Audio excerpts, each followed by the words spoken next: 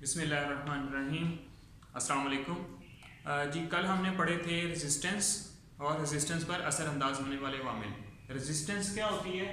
Current के बहाव में जो रुकावट होती है उसको हम कहते हैं रेजिस्टेंस। रेजिस्टेंस को मापने की जो इकाई है वो है ओहम।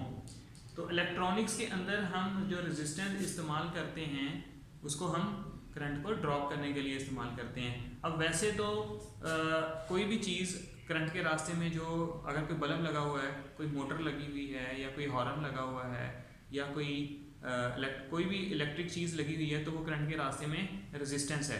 लेकिन इलेक्ट्रॉनिक्स के अंदर आपने अगर कोई सर्किट देखा हो, प्रिंट सर्किट बोर्ड को जिसको आप किट बोलते हैं, तो आप इलेक्ट्रॉनिक्स की जब कोई किट निकालते हैं रेडियो में से या टीवी की किट निकालते हैं या जब आप सेंट्रल लॉकिंग की किट या सीएनजी के अंदर एक एमुलेटर एडवांसर किट होती है, उसको जब हम आप देखते हैं या ईसीएम जो है या मोबाइल का बोर्ड जब हम देखते हैं तो उसके अंदर बहुत सारी रेजिस्टेंस लगी होती हैं जो कि हम करंट को ड्रॉप करने के लिए लगाते हैं, वोल्टेज को ड्रॉप करने के लिए लगाते हैं। वो रेजिस्टेंस जो होती हैं वो हम खुद बना के उसको लगाते हैं सर्किट के अंदर। उनका मकसद सिर्फ जो होता है वो करंट को ड्रॉप करना होता है, वोल्टेज को ड्रॉप करना होता है। वो करंट के रास्ते में सिर्फ रुकावट पैदा करने के लिए वो रेजिस्टेंस लगाई जाती हैं। तो वो रेजिस्टेंस जो है खुद से बनाई जाती है, उसकी एक वैल्यू होती है। उसकी वैल्यू या तो उसके ऊपर लिखी होती है या उसके ऊपर मुख्तलिफ कलर के रिबन बने होते हैं, मुख्तलिफ बैंड बने होते हैं, उसके ऊपर पट्टियाँ बनी होती हैं जिनसे हम उनकी वैल्यू जो है वो पढ़ सकते हैं। तो सबसे पहले हमने कल पढ़ा था कि रेजिस्टेंस जो है उसके ऊपर कौन कौन सी चीज़ें असरअंदाज होती हैं, रेजिस्टेंस पे असरअंदाज होने वाले अवामिल कौन कौन से हैं। तो सबसे पहली चीज़ जो रेजिस्टेंस पे असरअंदाज होती है वो है रेजिस्टेंस की लंबाई। जितनी रेजिस्टेंस लंबी होगी उतनी उसकी मज़ाहमत ज़्यादा होती जाएगी। रेजिस्टेंस की लंबाई बढ़ाते जाएंगे उसकी मज़ाहमत बढ़ती जाएगी, रेजिस्टेंस की लंबाई कम करते जाएं उसकी मज़ाहमत कम होती जाती है। रेजिस्टेंस का डायामीटर, उसके अर्ज़ी तराशे का रकबा, उसकी मोटाई जितनी ज़्यादा होती जाएगी उतनी रेजिस्टेंस की वैल्यू जो है वो कम होती जाएगी। जितनी रेजिस्टेंस बारीक होती जाएगी, जितना उसके अर्जी तराशी का रकबा, उसका डायामीटर कम होता जाएगा, उतनी रेजिस्टेंस बढ़ती जाएगी। आम अल्फाज में जितनी तार बारीक होगी उतनी रेजिस्टेंस ज़्यादा होगी, जितनी तार मोटी होगी उतनी रेजिस्टेंस कम होगी। तीसरे नंबर पे हमने पढ़ा था रेजिस्टेंस का मटीरियल, रेजिस्टेंस की नोयत। रेजिस्टेंस की नोयत या उसकी मटीरियल या वो जिस चीज़ से बनी हुई है, रेजिस्टेंस किस चीज़ से बनी हुई है इससे फ़र्क पड़ता है उसकी रेजिस्टेंस के ऊपर। जैसे तांबा है तो तांबे की रेजिस्टेंस कम होती है, कोई और मटेरियल होगा, लोहा होगा या सिल्वर होगा यानी कि जिसको एल्युमिनियम बोलते हैं, तो उसकी रेजिस्टेंस जो होगी वो ज़्यादा होगी बनिस्बत तांबे के। इसी तरह से तांबा जो है उसकी रेजिस्टेंस बनिस्बत गोल्ड, तांबे की रेजिस्टेंस गोल्ड से ज़्यादा होती है, गोल्ड की रेजिस्टेंस तांबे से कम होती है। तो रेजिस्टेंस की बनावट जो होती है, उसका मटेरियल जो होता है उससे फ़र्क पड़ता है उसकी रेजिस्टेंस में। चौथी चीज़ जो है जो रेजिस्टेंस पे असरअंदाज होती है वो है टेम्परेचर। दर्जा हरारत से रेजिस्टेंस की वैल्यू में फ़र्क पड़ता है।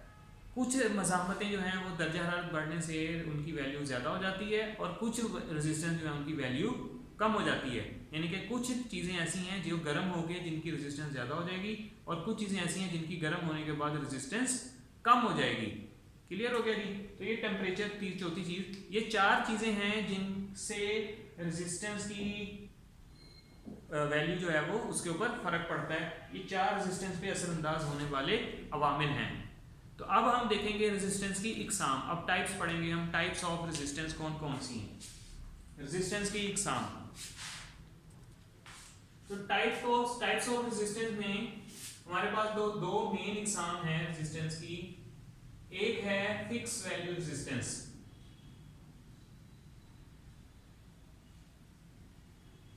Fix value resistance. दूसरी हमारे पास आती है वेरिएबल रेजिस्टेंस।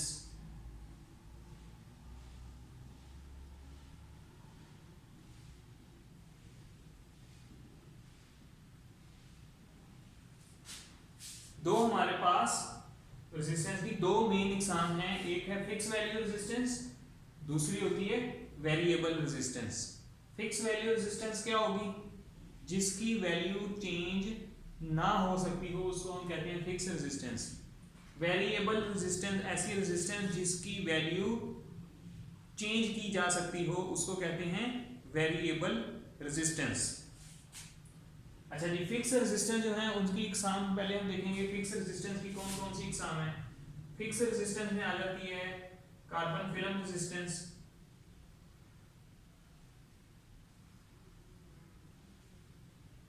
फिक्स रेजिस्टेंस में आ जाती है wire bounded resistance, wire bounded,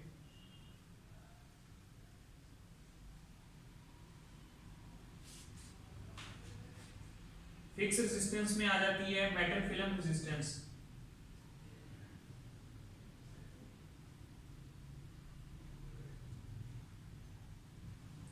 fix resistance में आ जाती है प्रिंट रेजिस्टेंस,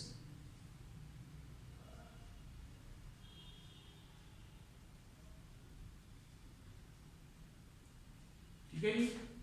और भी कुछ एग्जाम है लेकिन ये चार जो है ये मेन एग्जाम है फिक्स रेजिस्टेंस की। ये चार फिक्स रेजिस्टेंस की मेन एग्जाम है, और भी कुछ एग्जाम हैं लेकिन ये चार जो है ये मेन है। Carbon film resistance, wire bounded resistance, metal film resistance, print resistance, ठीक है जी। अब ये क्या होती हैं इनके ऊपर बाद में बात करते हैं, पहले देखते हैं वेरिएबल रेजिस्टेंस कौन कौन सी हैं। तो जी वेरिएबल रेजिस्टेंस में सबसे पहले आती है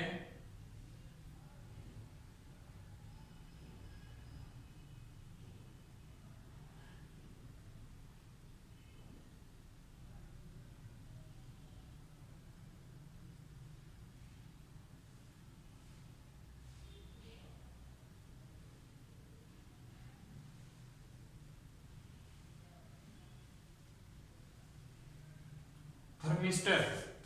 सबसे पहला थर्मिस्टर। थर्मिस्टर की मजीद आगे दो एग्जाम है।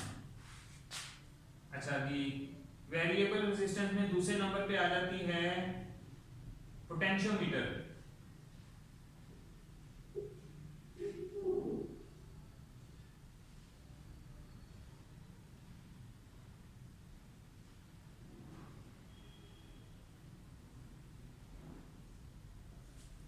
पोटेंशियोमीटर। तीसरे नंबर पे इसमें आ जाती है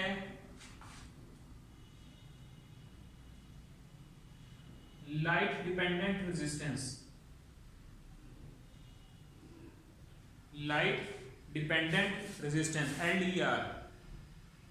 थर्मिस्टर, पोटेंशियोमीटर और लाइट डिपेंडेंट रेजिस्टेंस, ये तीन मेन एग्जाम है वेरिएबल रेजिस्टेंस की।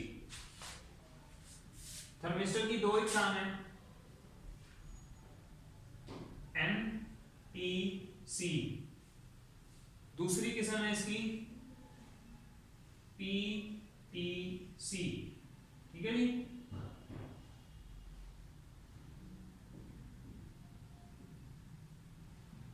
ये तीन वेरिएबल रेजिस्टेंस हैं, थर्मिस्टर, पोटेंशियोमीटर और लाइट डिपेंडेंट रेजिस्टेंस। थर्मिस्टर की दो एग्जाम है, NTC और PTC। ये क्या होती हैं, कौन इनकी क्या खासियत है, उनको हम बाद में देखेंगे।